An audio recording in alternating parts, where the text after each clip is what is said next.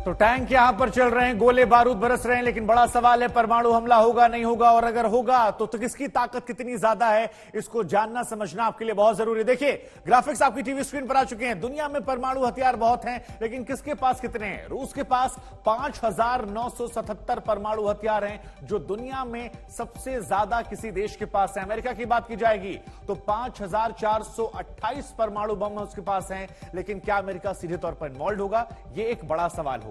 इसके अलावा आपको बता दें, यहां पर अगर आप देखेंगे तो और भी देश है। चीन के पास 350 परमाणु बम आपको यहां पर नजर आ रही है। ग्राफिक्स आपकी टीवी स्क्रीन पर लगातार चल रहा है। 350 चीन के पास है।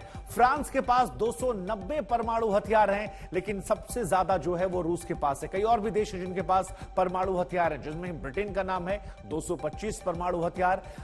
पाकिस्तान की बात करेंगे, पड़ोसी पाकिस्तान, जहां खाने पीने के पैसे नहीं हैं, बर्बादी कंगाली चल रही है, उनके पास हथियार है, परमाणु हथियार उन्होंने बटोर कर रखा है 165।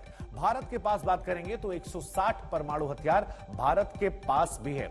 और परमाणु हथियारों को लेकर ही कहा जा रहा है कि यही आधार बनेंगे इंसानियत की बर्बादी का, तीसरे विश्व युद्ध का। इसीलिए हम आपको एक रिपोर्ट दिखाते हैं इन परमाणु बमों को लेकर। जरा समझिए कितनी ताकत, कितना विनाश, कितना करेंगे ये सर्वनाश। देखिए इस रिपोर्ट में।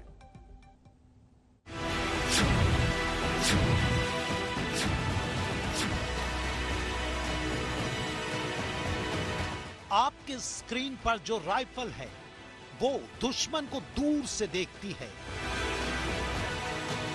और उनका काम तमाम कर देती है। इस राइफल की गोलियों में कई रूसी सैनिकों के नाम लिखे हैं।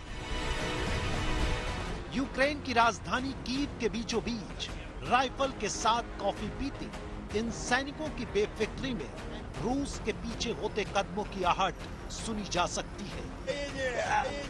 के हथियार देखिए, ये स्नाइपर राइफल के साथ ये सैनिक यहाँ पर है। बिल्कुल अभी कोई तनाव की स्थिति नहीं है। अगर किसी को ये डर था कि युद्ध के 37वें दिन रूस की सेना इतने करीब है, हम कीव शहर के बिल्कुल बीचों बीच है इस समय, और बीचों बीच ये सभी सिपाही आज पहली बार, कुछ दुकानें खुली हैं तो ये एक कप कॉफी पीने आए हैं। हम इनके लोकेशन पर थे जहां पर ये सिपाही तैनात रहे थे, और हम इनको लगभग रोज ऑपरेशंस में देखते हैं। रोज ये बिल्कुल उस मुद्रा में रहते हैं कि कभी खाना खाने का समय नहीं, कभी आराम करने का समय नहीं। लेकिन धीरे धीरे पिछले कई दिनों में, और खासतौर पर कल जब हम इरपिन से रिपोर्ट कर रहे थे, जिस तरह से रूस की सेना को पीछे खदेड़ते हुए, या रूस की सेना जब पीछे हटी तो यूक्रेन की सेना जब आगे बढ़ रही है, वो खबर जब यहां कीव तक भी आ रही है, तो वो तनाव अब कम होता यहां साफ नजर आ रहा है।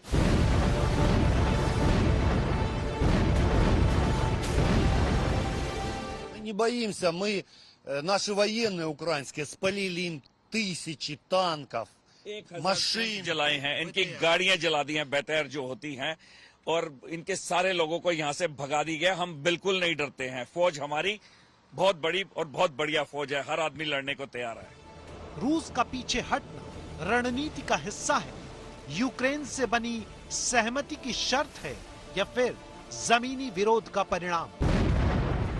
अंजाम यह है कि रूस ने जिस चेरनिव शहर को मिसाइल मारकर अपने कब्जे में लिया था, वहां से भी उसे वापस हटना पड़ रहा है, क्योंकि चेरनोबिल एटॉमिक प्लांट की दुर्घटना के बाद वहां की स्थिति रहने लायक नहीं थी।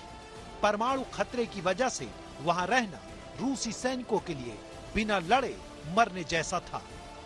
युद्ध के 37वें दिन अगर हम बात करें इरपिन की, बूचा की, ब्रोवरी की, कीव के आसपास के कई इलाकों से रूस की सेना पीछे हटी है और यूक्रेन की सेना आगे बढ़ी है। रूस की माने तो ये बातचीत से पहले दोनों देशों के बीच विश्वास बढ़ाने का कदम है, लेकिन अगर यूक्रेन की सेना की माने कि उसके युद्ध कौशल की वजह से, उसके पराक्रम की वजह से उसने इरपिन, बूचा और ब्रोवरी जैसे इलाके से रूस की सेना को पीछे खदेड़ने में सफलता पाई है। और इन इलाकों में अब यूक्रेन की सेना तेजी से अपने पैर पसार रही है, अपनी पोजीशन को मजबूत कर रही है, क्योंकि अंदेशा यह है कि अभी स्थायी शांति नहीं स्थापित हुई है, अभी कुछ तनाव में कमी आई है, लेकिन आने वाले दिनों में या हफ्तों में कीव की लड़ाई अगर शांति प्रक्रिया सफल नहीं हुई तो और गंभीर रूप ले सकती है।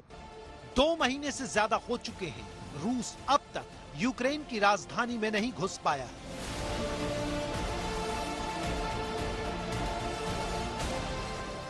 अमेरिका जैसे देश दुनिया भर में घूम घूम कर रूस की मदद करने से अन्य देशों को रोक रहे हैं। भारत में आए अमेरिका के डिप्टी एनएसए ने तो धमकी भी दे दी कि रूस से तेल खरीदकर उसकी आर्थिक मदद मत करो, वरना चीन से तनाव होने पर अमेरिका मदद को नहीं आएगा।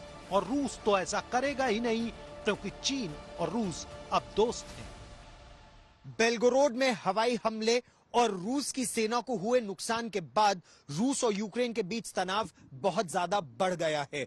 अब अंदेशा यह है कि रूस की तरफ से जबरदस्त पलटवार होगा। अंदेशा तो इस बात का भी है कि अगर नॉर्थ अटलांटिक ट्रीटी ऑर्गेनाइजेशन के देश इस युद्ध में और ज्यादा यूक्रेन की मदद करते हैं तो रूस की सेना ने परमाणु हथियारों के इस्तेमाल की धमकी भी दी है। स्वीडन को रोकने के लिए रूस के लड़ाकू विमान स्वीडन के आकाश के ऊपर परमाणु हथियारों के साथ उड़े थे, ऐसा दावा स्वीडन ने किया है।